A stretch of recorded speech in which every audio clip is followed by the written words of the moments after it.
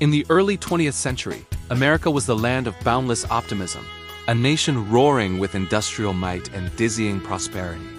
The stock market soared to unprecedented heights, and it seemed the party would never end. But beneath the glittering surface, cracks were beginning to form. On a dark Tuesday in October 1929, the music stopped. The stock market crashed, and the American dream turned into a waking nightmare. The roaring 20s fell silent, replaced by the deafening roar of poverty, despair, and a crisis that would be known as the Great Depression. One quarter of the workforce was jobless. Families lost their homes, their farms, their life savings. Hope was a currency more scarce than cash. Breadlines snaked around city blocks, a stark symbol of a nation brought to its knees. Across the Great Plains, a different kind of disaster was brewing.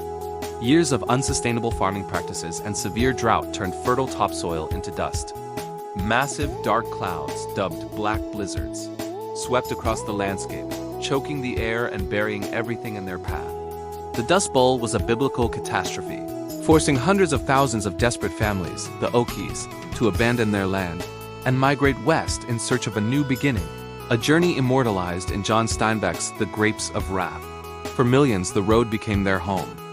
They traveled in rickety cars, with all their worldly possessions strapped to the roof, chasing rumors of work, any work. They found themselves in makeshift shantytowns, derisively called Hoovervilles, living in squalor and uncertainty. The nation was fractured, its spirit seemingly broken. The American experiment appeared to be failing. In this darkness, a new voice emerged, promising action. Franklin Delano Roosevelt was elected president in 1932, and in his inaugural address, he famously declared, "The only thing we have to fear is fear itself." This wasn't just a catchy phrase. It was a call to arms. Roosevelt's administration launched the New Deal, a series of ambitious programs designed to provide relief, recovery, and reform. It was a radical idea to use the full power of the federal government to tackle the economic crisis head-on. Among the most iconic of these initiatives were the massive public works projects. If private industry couldn't provide jobs, the government would. The goal was twofold: put Americans back to work and, in the process, build a new, stronger, more modern America. A nation of concrete and steel would rise from the dust. The scale of this undertaking was monumental. All across the country, armies of men armed with shovels, pickaxes, and dynamite were mobilized. They were part of programs like the Public Works Administration and the Civilian Conservation Corps. These weren't just jobs. They were a lifeline. They provided a paycheck, a sense of purpose, and a chance to reclaim their dignity. They were building more than just structures. They were rebuilding their lives, and with them, the nation's morale. One of the crown jewels of this era was a project of almost unimaginable scale: the taming of the mighty Colorado River. Deep in the Black Canyon, on the border of Arizona and Nevada, tens of thousands of workers converged to build what was then the largest dam in the world. It was a brutal, perilous job. Men dangled from canyon walls on ropes, drilled into solid rock, and poured millions of tons of concrete under the scorching desert sun. Temperatures in the tunnels could reach 140 degrees Fahrenheit. It was a war against nature, and the price was high. Officially, 96 men lost their lives building what would come to be known as the Hoover Dam.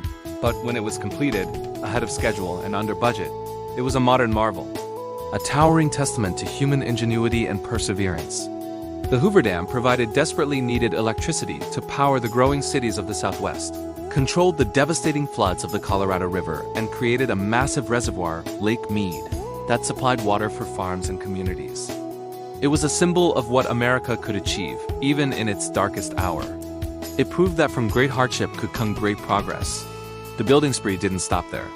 In the Pacific Northwest, the Grand Coulee Dam rose on the Columbia River, an even larger project that would irrigate over 500,000 acres of arid land.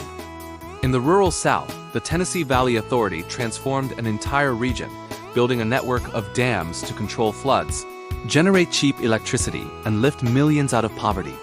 Across the nation, workers laid thousands of miles of new roads, connecting isolated communities and paving the way for the future interstate highway system.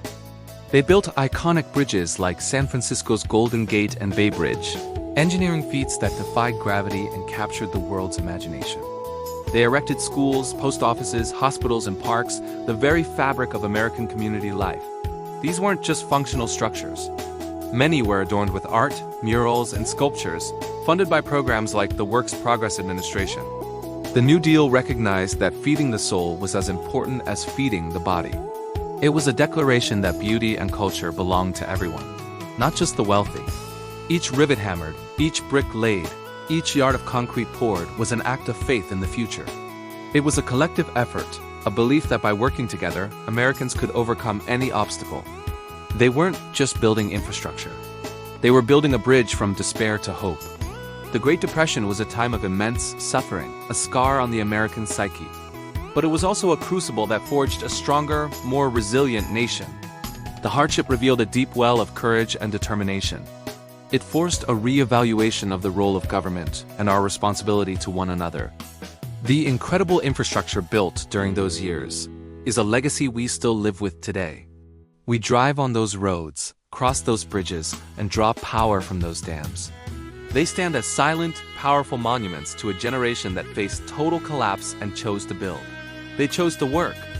They chose to believe in a better tomorrow, and in doing so, they literally built the foundations of modern America. Thank you so much for watching. If you found this story of resilience as inspiring as we do, please consider liking this video and subscribing to our channel for more journeys into the moments that shaped our world. We'll see you next time.